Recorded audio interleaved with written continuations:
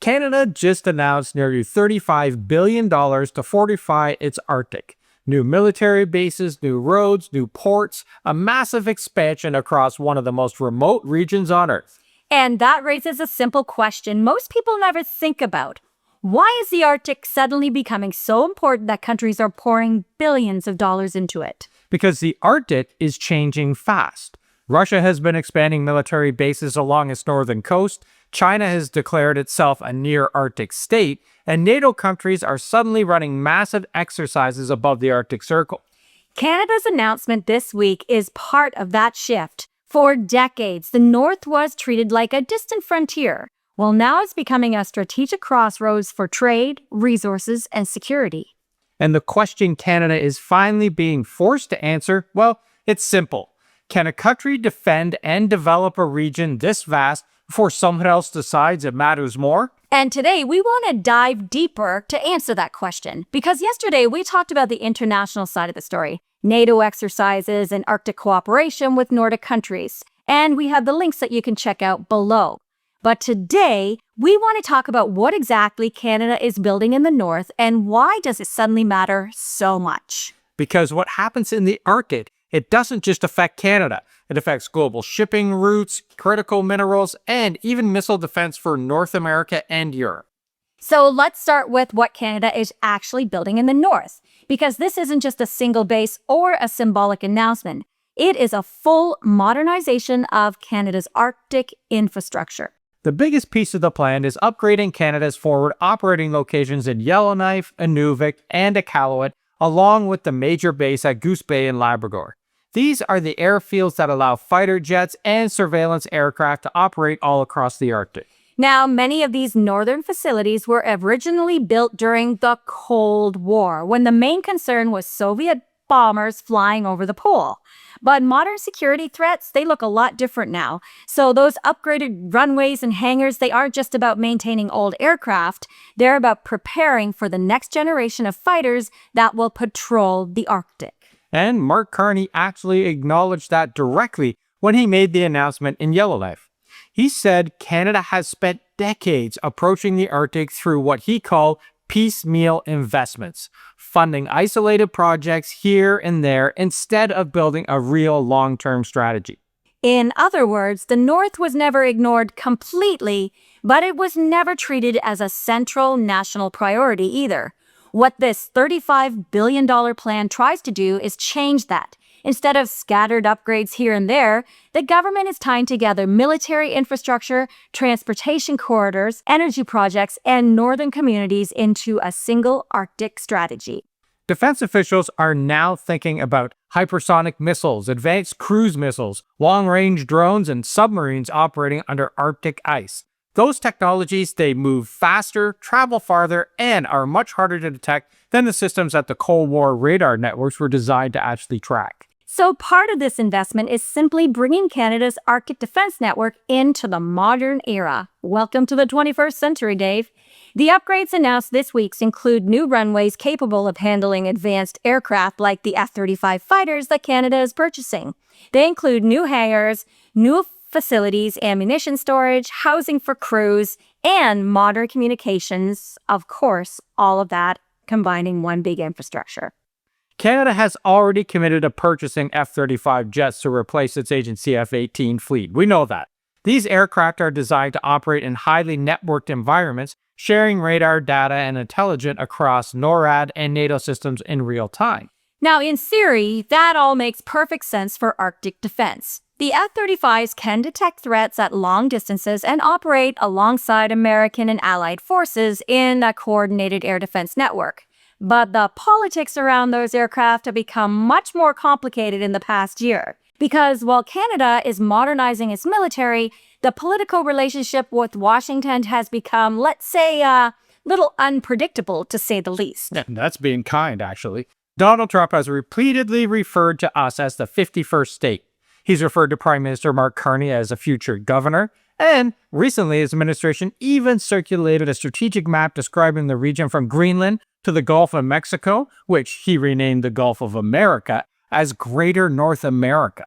When the President of the United States starts talking about the entire region as a single strategic perimeter under American leadership, well, Canadians understandably start asking a lot of questions, especially when those same Canadians are being asked to spend billions of dollars buying American-built fighter jets. Exactly. One concern that has come up repeatedly in Canada is how much control the United States ultimately has over F-35 systems.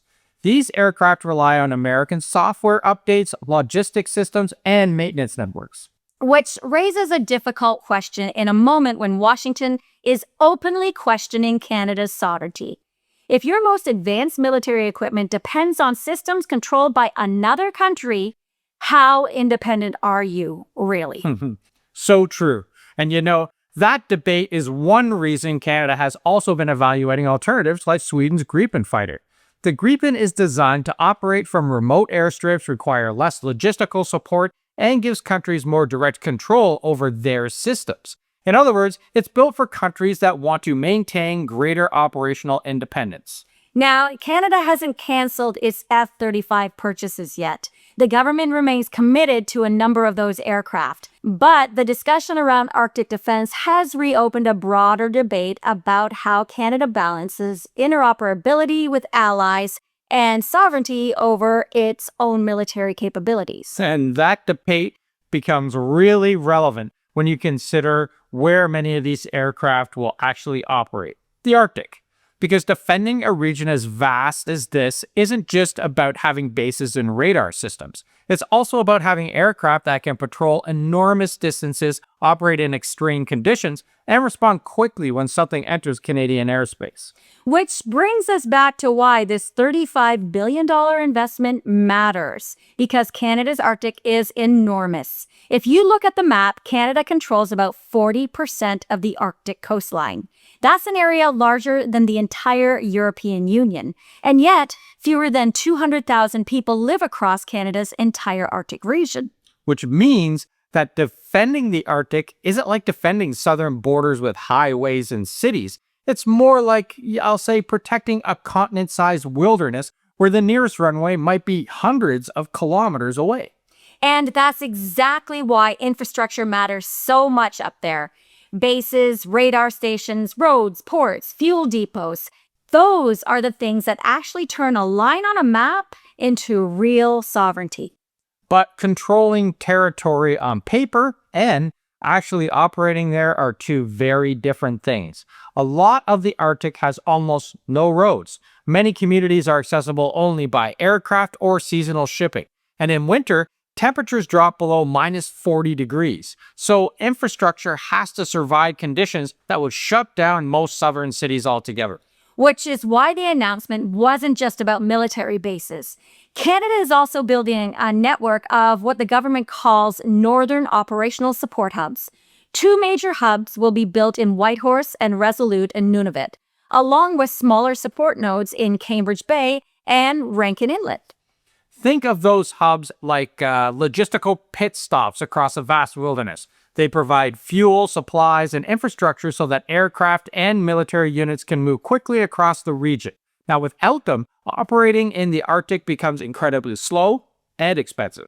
And the goal is to create something defense planners call a near persistent presence. That means Canadian forces can operate in the north almost year-round instead of showing up occasionally to train in exercises. If you ever wondered why Canada sometimes gets criticized for not doing enough in the Arctic, well, this is the reason. For years, the country relied heavily on allies, especially the US, to monitor the northern airspace through NORAD. Well, NORAD is the Joint Canada-US Command, responsible for defending North American airspace. It's the system that tracks aircraft and missiles approaching the continent, and the Arctic is central to that system because the shortest path between Russia and North America runs right over the North Pole. So when Canada upgrades its northern bases, it's not just defending Canadian territory, it's strengthening the entire North American defense network. And this week's announcement actually reveals something really interesting about that effort. The funding comes from a much larger NORAD modernization plan that Canada first committed to in 2022. That plan totals about $87 billion over 20 years. This new announcement allocates more than a third of that money specifically to Arctic infrastructure. But this is only half the story. The other half is the economic development. Yeah, Carney also announced several major infrastructure projects designed to connect northern communities to the rest of the country.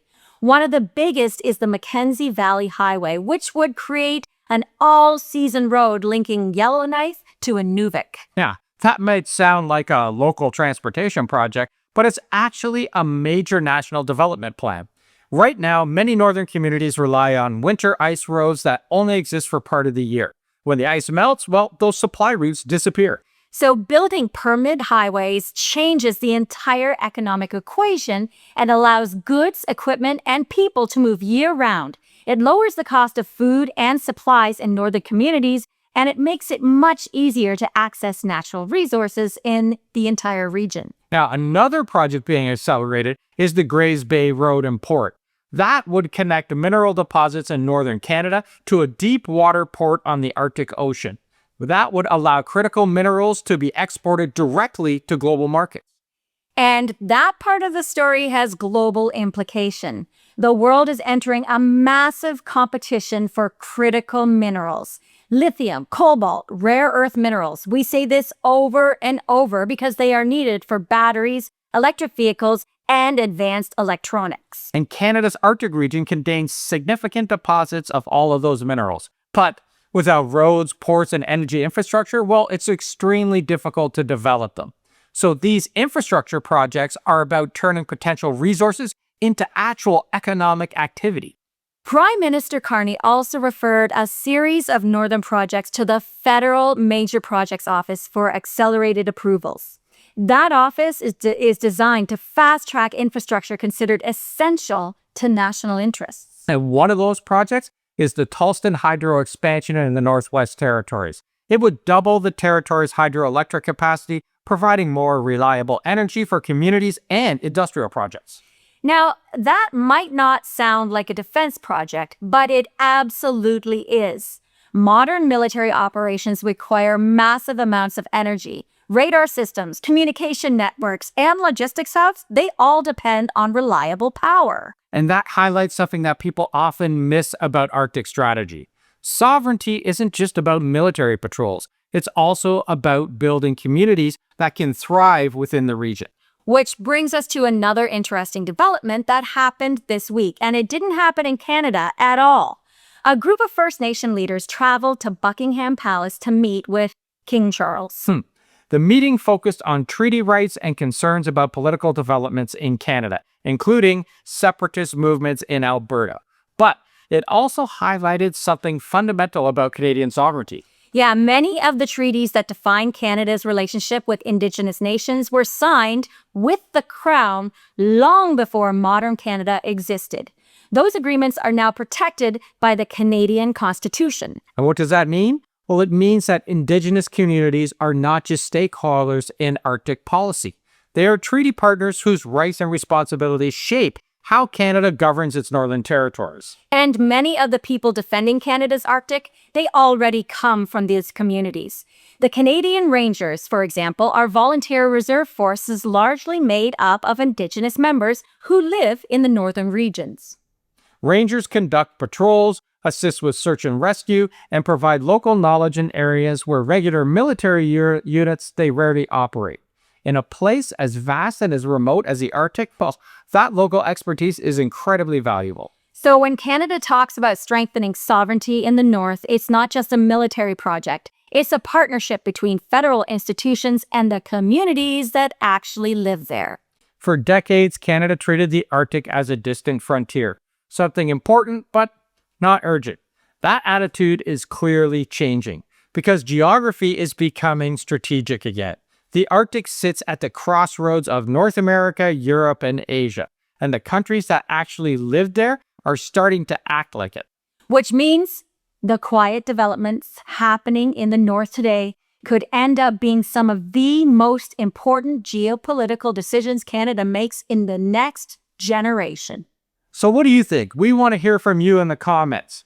Is this $35 billion investment going to actually do something up in our Arctic? And is Canada leading the way when it comes to bringing middle powers up to the Arctic as well?